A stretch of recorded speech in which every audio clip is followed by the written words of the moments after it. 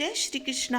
आज मैं आपको माघ महात्म का 20वां अध्याय सुना रही हूँ।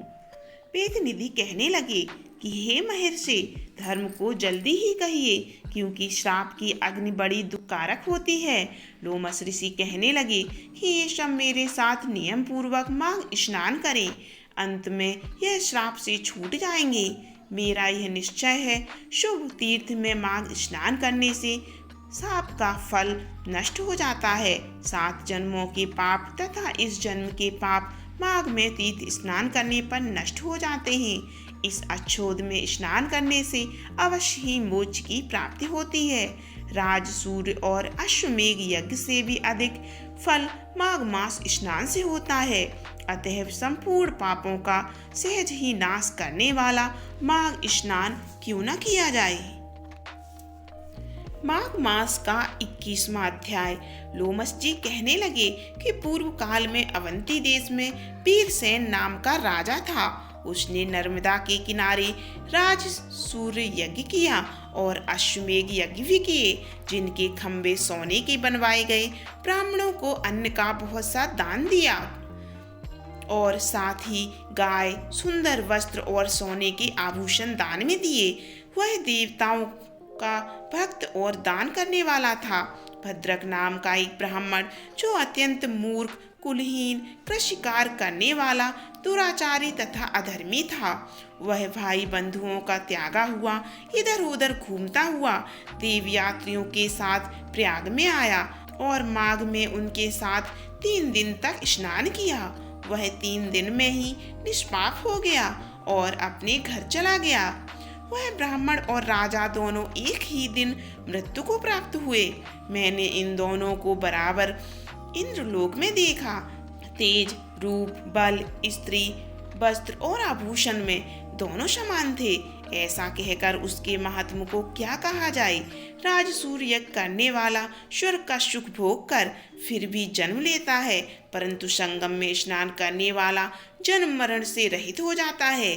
गंगा और जमुना के संगम की हवा के स्पर्श से ही बहुत से दुख नष्ट हो जाते हैं। अधिक क्या कहें। और किसी भी तीर्थ में किए गए पाप माघ मास में प्रयाग में स्नान करने से नष्ट हो जाते हैं। मैं पिशाच मोचन नाम का एक पुराना इतिहास सुनाता हूँ। इस इतिहास को यह कन्याएं और तुम्हारा पुत्र भी सुने, उससे इनको स्मृति प्राप्त होगी।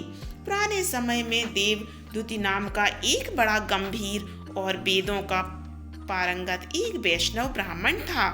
उसने पिशाच को निर्मुक्त किया था। वेदनिधि कहने लगे कि वह कहाँ का रहने वाला था, किसका पुत्र, किस पिशाच को उसने निर्मुक्त किया। आप विस्तार पूर्वक यह सब कथा सुनाइए। लोमस ऋषि ने कहा, किलपज्ञ से निकली हुई सुंदर सरस्वती के किनारे पर उसका स्थान था। जंगल के बीच में पुण्य जल वाली सरस्वती बहती थी। वन में अनेक प्रकार के पशु भी विचरते थे। उस ब्राह्मण के श्राप के भय से पवन भी बहुत सुंदर चलती थी और वन चैत्र रथ के समान था। उस जगह धर्मात्मा देवदूति रहता था। उसके पिता का नाम सुमित्र था और वह लक्ष्मी के वरदान से उत्पन्न हुआ था। वह सदैव आत्मा को स्थिर रखता, गर्मी में अपने नेत्र सूर्य की तरफ रखता, वर्षा में खुली जगह पर तपस्या करता, हेमंत ऋतु में शाश्वत सरोवर में बैठता और त्रिकाल संध्या करता। जितेंद्रिय और सत्यवादी भी था। अपने आप गिरे हुए फल और पत्तियों का भोजन करता था। उसका शरीर सूखकर हड्डियां मात्र रह गई थी। इस प्रकार उसको तप करते हुए वहां पर 1000 वर्ष बीत गए। तप के प्रभाव से उसका शरीर अग्नि के समान प्रज्वलित था। विष्णु की प्रसन्नता से ही वह सब कर्म करता था। दधीच ऋषि के वरदान से ही वह श्रेष्ठ वैष्णव हुआ था। एक समय उस ब्राह्मण ने बैसाख महीने की एकादशी को हर की पूजा कर उनकी सुंदरता स्तुति तथा विनती करी। उसकी विनती सुनकर भगवान उसी समय गरुड़ पर चढ़कर उसके पास आए।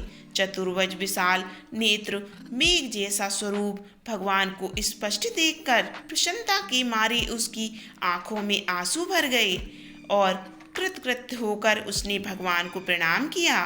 उसने अपने शरीर को भी याद न रखा और भगवान के ध्यान में लीन हो गया।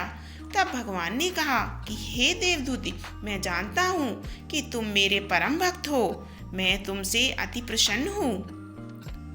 तुम वर मांगो। इस प्रकार भगवान के वचन सुनकर प्रेम के मारे लड़खड़ाती हुई वाणी में कहने लगा कि हे देवादिदेव, आपकी माया से शरीर धारण करने वाला आपका दर्शन देवताओं को भी दुर्लभ है। अब आपका दर्शन भी हो गया मुझको, और क्या चाहिए। मैं सदैव आपकी भक्ति में लगा रहूं। भगवान उसके वचन सुनकर कहने लगे कि ऐसा ही होगा। तुम्हारे तप में कोई बाधा नहीं पड़ेगी। जो मनुष्य तुम्हारे कहे गए स्तोत्र को पढ़ेगा, उसकी मुझ में अचल भक्ति होगी। उसके धर्म कार्य सांगोपांग होंगे और उसके ज्ञान में परम निष्ठा होगी। आज का 21वां अध्याय यही समाप्त होता है। अब मिलते हैं अगले अध्याय में। तब तक जल्दी से मेरे चैनल को सब्सक्राइब कर लें, वीडियो को लाइक जरूर करें और बताइएगा आपको माघ महात्म्य की ये सारी कथा कैसी लगी।